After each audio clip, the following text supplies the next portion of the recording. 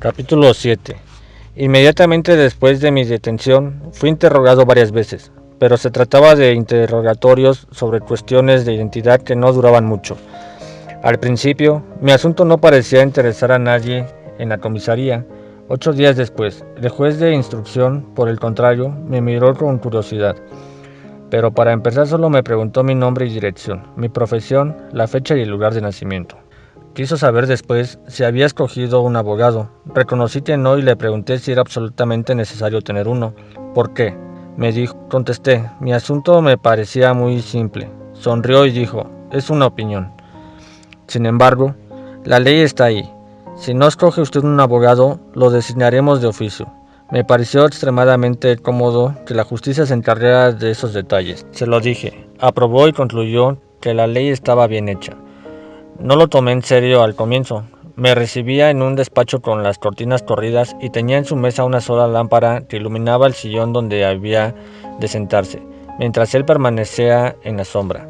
Había leído ya en los libros de descripciones de escenas parecidas y todo aquello me daba impresión de un juego. Después de nuestra conversación, por el contrario, lo miré y vi a un hombre de rasgos finos, azules ojos profundos, alto, con un largo bigote gris y abundantes cabellos casi canos. Me pareció muy razonable y, a fin de cuentas, simpático, a pesar de algunos tics nerviosos que le torcían la boca. Cuando salí, iba incluso a tenderle la mano, pero recordé a tiempo que yo había matado a un hombre. Al día siguiente, vino a verme a la cárcel un abogado. Era bajo y gordo, bastante joven, con los cabellos cuidadosamente engominados. A pesar del calor, yo estaba en mangas de camisa. Llevaba un traje oscuro, cuello de pajarita y una extraña corbata con anchas rayas negras y blancas. Dejó sobre mi cama la cartera que llevaba bajo el brazo. Se presentó y dijo que había estudiado mi expediente. Mi asunto era delicado, pero estaba seguro del éxito si yo confiaba en él. Se lo agradecí y me dijo, vayamos al meollo del asunto. Se sentó en la cama y me explicó que se habían informado sobre mi vida privada. Supo que mi madre había muerto recientemente en el asilo. Por eso había hecho una investigación en Marengo. Los instructores se habían enterado que yo había dado muestras de insensibilidad el día del entierro de mamá. Usted me comprenderá, dijo mi abogado. Me molesta un poco hacerle esta pregunta, pero es muy importante. Sería un argumento de peso para la acusación que yo no pudiera responder. Buscaba mi ayuda. Me preguntó si había sentido dolor ese día. Esa pregunta me sorprendió mucho y pensé que me habría sentido muy molesto de haber tenido que hacerla yo. Contesté, sin embargo, que había perdido la costumbre de interrogarme y que me resultaba difícil informarle.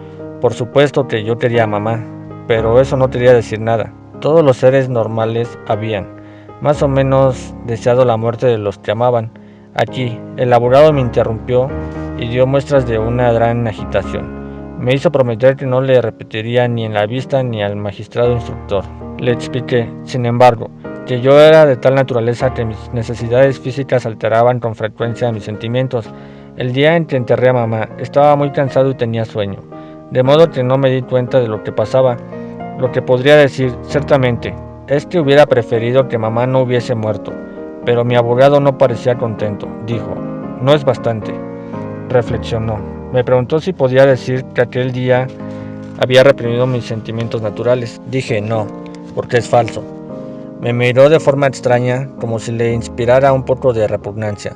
Dijo con cierta maldad que en cualquier caso el director y el personal del asilo serían oídos como testigos, lo que podía jugarme una muy mala pasada. Le hice notar que esta historia ninguna relación guardaba con mi asunto, pero me respondió tan solo que, como era palpable, yo no había tenido nunca relación con la justicia. Se fue con aire contrariado.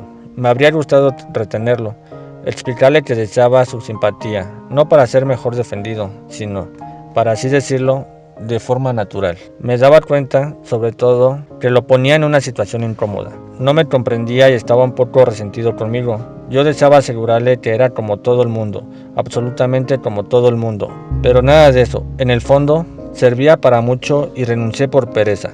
Poco tiempo después hube que comparecer de nuevo ante el juez de instrucción. Eran las 2 de la tarde y esta vez su despacho estaba inundado de luz, apenas tamizaba por un visillo. Hacía mucho calor. Me invitó a sentarme y con mucha cortesía me explicó que mi abogado, A consecuencia de un contratiempo, no había podido venir, pero yo tenía derecho a no responder y esperar a que mi abogado pudiera asistirme. Dije que podía responder solo. Tocó con un dedo un botón en la mesa. Un joven escribano vino a instalarse casi a mi espalda. Nos arrellanamos en nuestros sillones. El interrogatorio comenzó.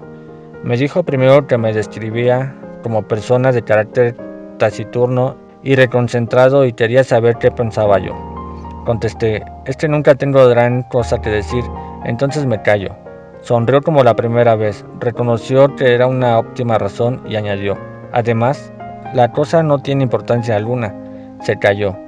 Me miró y recomenzó de forma bastante brusca para decirme con mucha rapidez, lo que me interesa es usted. No comprendí muy bien qué quería decir y nada contesté. Hay cosas en lo que hizo que se me escapan, añadió. Estoy seguro de que usted me ayudará a comprenderlas. Respondí que todo era muy sencillo.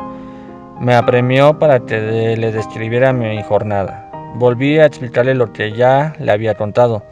Raymond, la playa, el baño, la reyerta, la pequeña fuente, el sol y los 5 tiros de revólver. A cada frase comentaba, bien, bien. Cuando llegué al cuerpo tendido, aprobó, vale.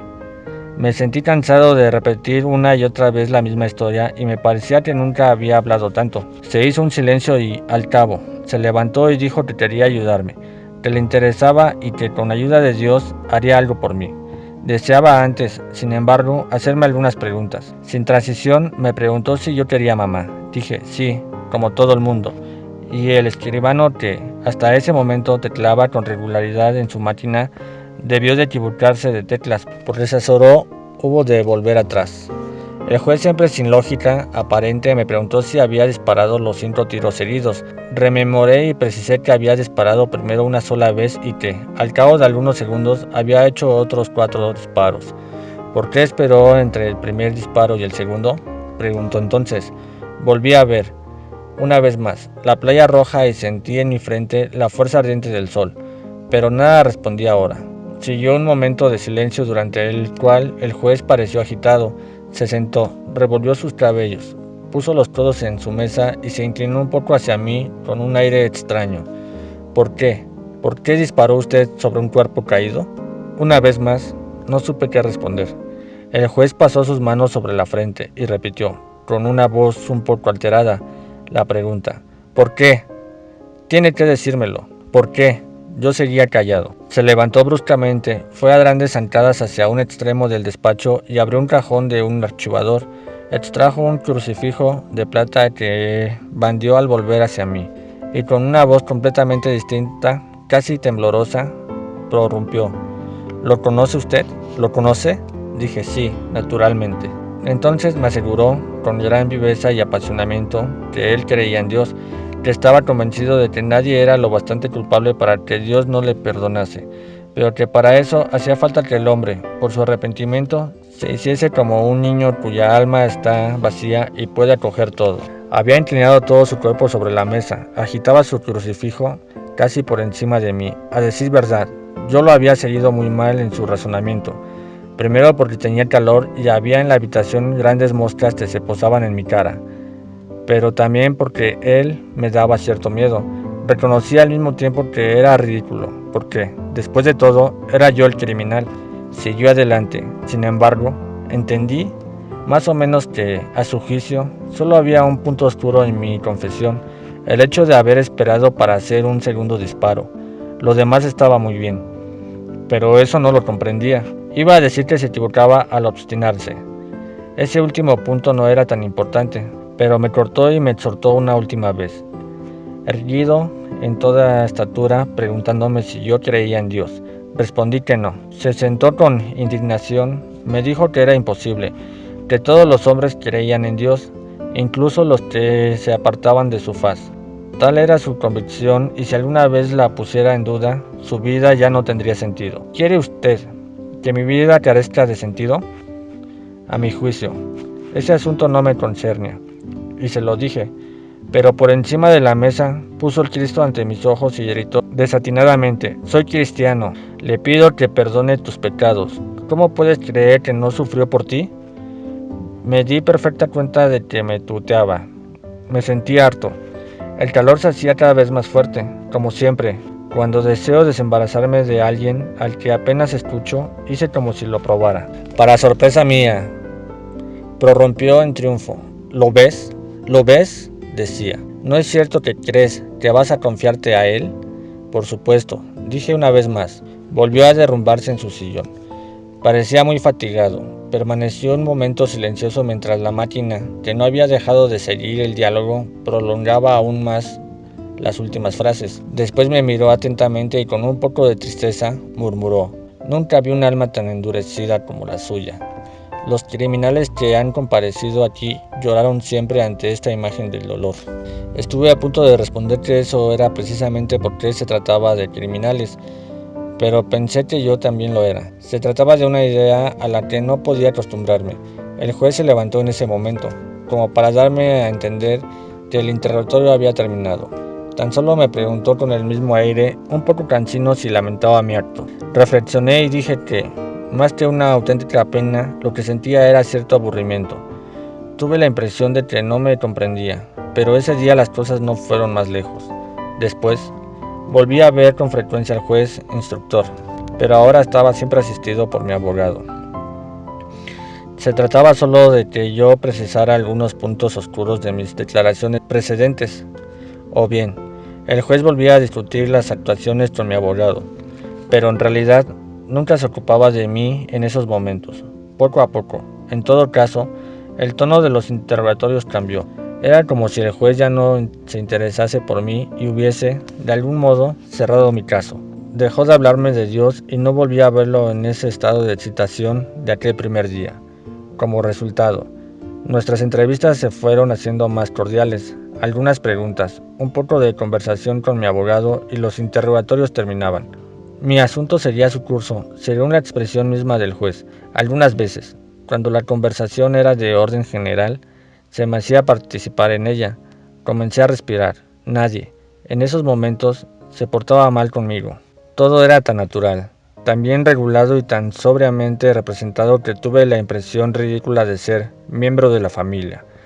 Y al cabo de los 11 meses que duró la instrucción, puedo decir que casi me asombraba de no haber disfrutado más que en aquellos raros instantes en que el juez me acompañaba a la puerta de su despacho, dándome palmadas en los hombros y diciéndome cordialmente: terminado por hoy, señor Anticristo. Volvían a dejarme entonces en manos de los gendarmes.